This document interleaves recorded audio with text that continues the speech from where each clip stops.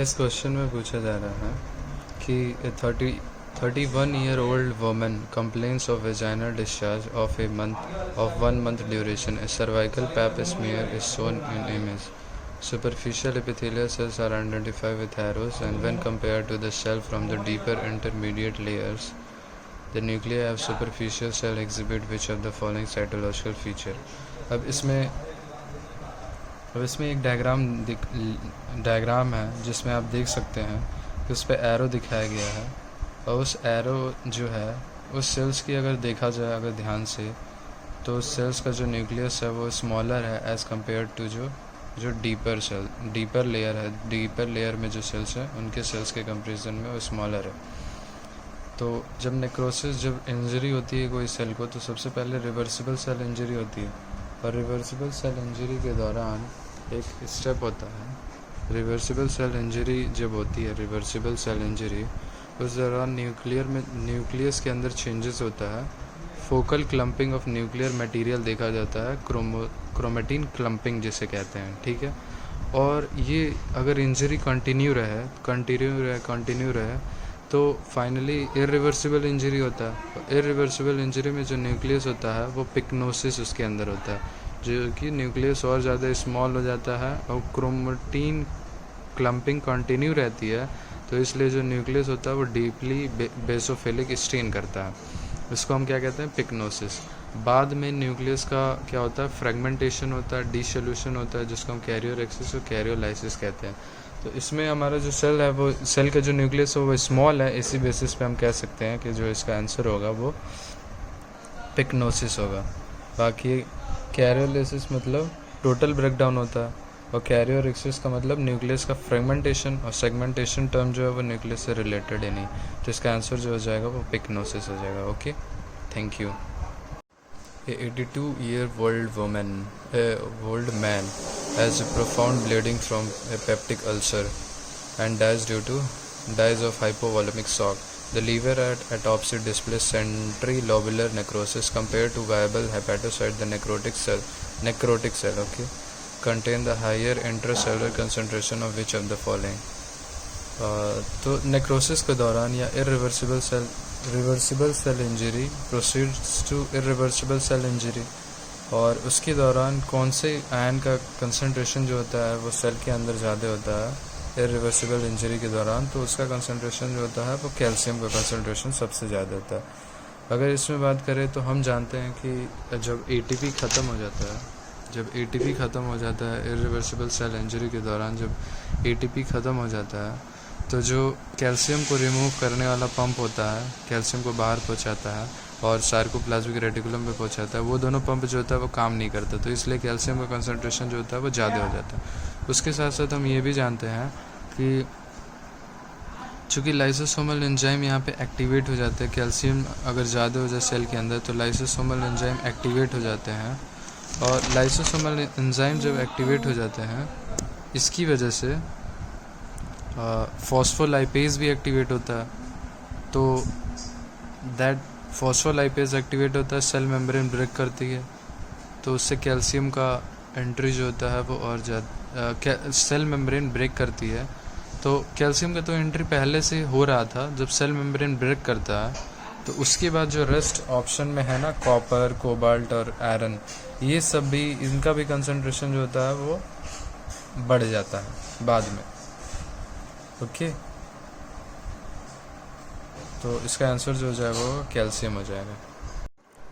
A 70-year-old man is hospitalized after suffering a mild stroke.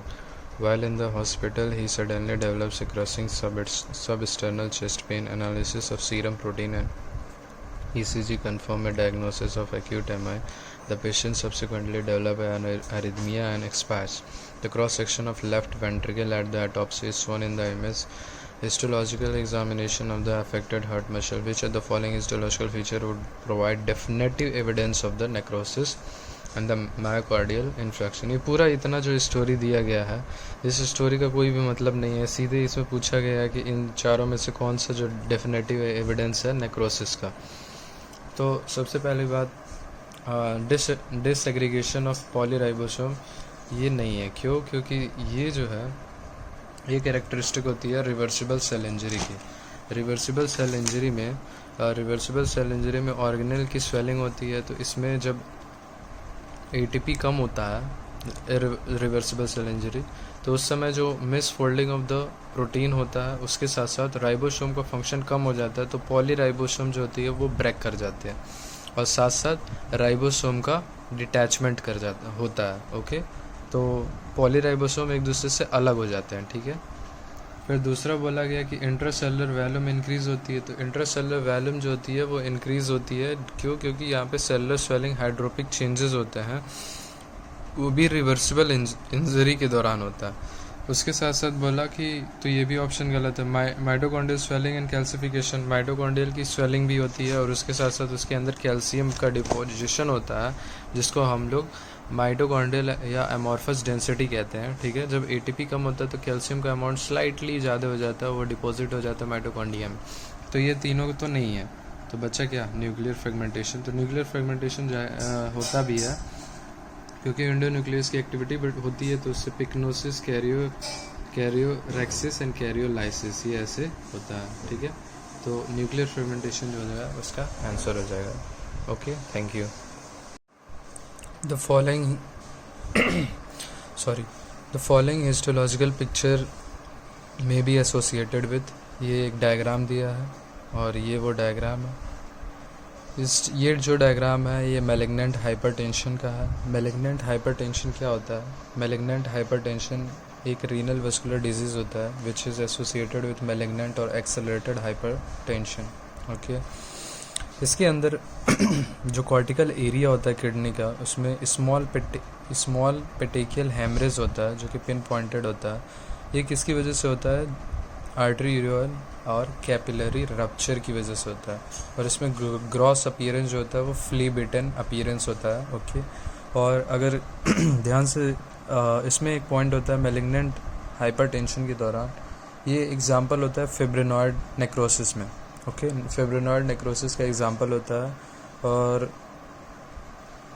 ये और किसी के साथ एसोसिएटेड होता है। Is also microscopic. अगर पॉइंट देखें मैलिग्नेंट हाइपरटेंशन में जो वेसल्स होते हैं उसके अंदर अगर माइक्रोस्कोपिकली देखा जाए तो ये अल्टरेशन जो होते हैं देखने को मिलते हैं। एक होता है फिब्रिनॉइड नेक्रोसिस और दूसरा होता है ओनियन स्किनिंग और हाइपरप्लास्टिक आर्टेराइटिस। ओके, तो ये दो एसोसिएटेड माइक्रोस्कोपिक चेंजेस होते हैं, ओनियन स्किनिंग और हाइपरप्लास्टिक आर्टेरियोलाइटिस। ओके, तो इसका आंसर जो हो जाएगा वो मैलिग्नेंट हाइपरटेंशन हो जाएगा। Thank you. Electron microscopic finding indicating irreversible cell injury is dilation of the endoplasmic reticulum, dissociation of ribosome from the rough endoplasmic reticulum, flocculent densities in the mitochondria and intact cell membrane। अब ये सारे का हम discussion कर लेते हैं। सबसे पहली बात देखो, रिवर्सिबल सेल इंजरी के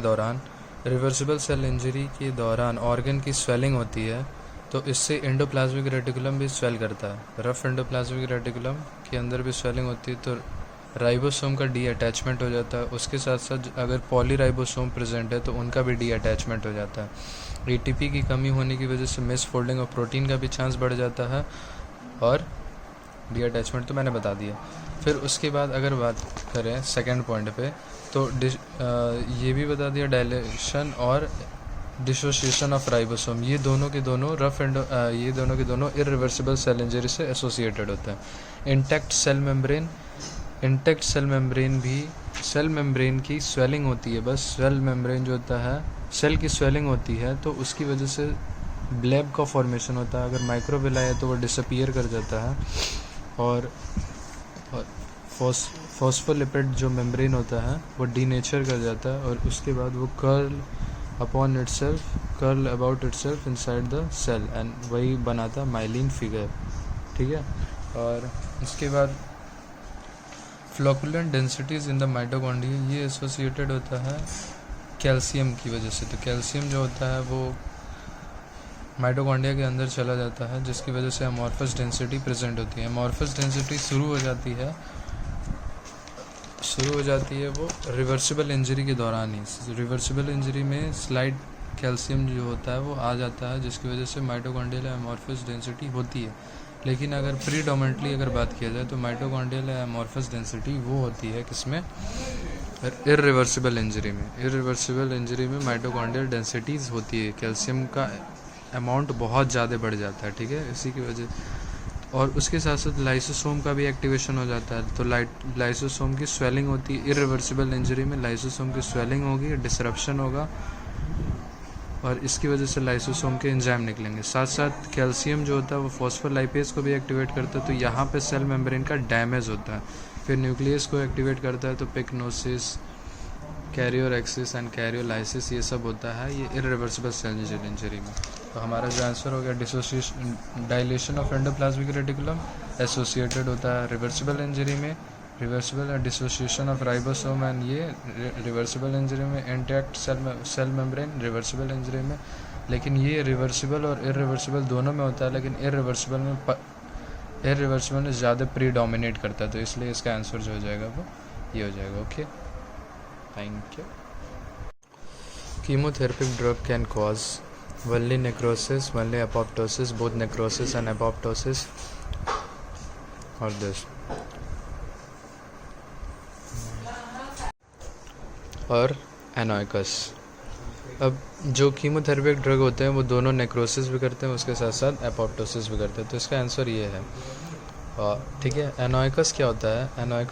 तो एनोइकस ये होता है कि it refers to the death of epithelial cell after removal of normal milieu of substrate, particularly from cell to cell contact. Milieu मतलब जो नॉर्मल एनवायरनमेंट होता है जिसमें कोई सेल जो होता है वो ग्रोथ करता है। अब कुछ डिफरेंसेस देख लेते हैं नेक्रोसिस और एपोप्टोसिस में। नेक्रोसिस होता है पैथोलॉजिकल चेंज होता है, always pathological, but apoptosis physiological pathological दोनों होता है। इसमें सेल की स्वेलिंग होती है नेक्रोसिस के दौरान, एपोप्टोसिस में सेल की श्रंकन हो जाता है। अगर इसको देखा जाए तो ये पैसिव प्रोसेस है and this is an active process. Inflammation होता है नेक्रोसिस में, एपोप्टोसिस में नहीं होता है। इसमें स्मेयर पैटर्न होता है जेल इलेक्ट्रोफोरेसिस में, इसमें स्टेप लैडर पैटर्न होता है। प्लाज्मा मेम्ब्रेन डिस्ट्रॉय कर दिया जाता है, प्लाज्मा मेम्ब्रेन इंटैक्ट रहता है। Necrosis affect the group of cells and इसमें सिंगल सेल अफेक्ट होता है। लेकिन मेन फंक्शन क्या होता है नेक्रोसिस का? मेन फंक्शन जो होता है, नेक्रोसिस जो होता है वो डिसरप्ट करता है सेलुलर हेमियोस्टेसिस को, बट एपोप्टोसिस हेमियोस्टेसिस मेंटेन करता है, डेवलपमेंट में ज़रूरी होता है, साथ साथ पैथोजन और ट्यूमर सेल को क्या करता है, रिमूव करता है। तो ये फंक्शन हो गया। इसका आंसर जो हो जाएगा वो बोथ नेक्रोसिस एंड एपोप्टोसिस इसका आंसर है। ओके।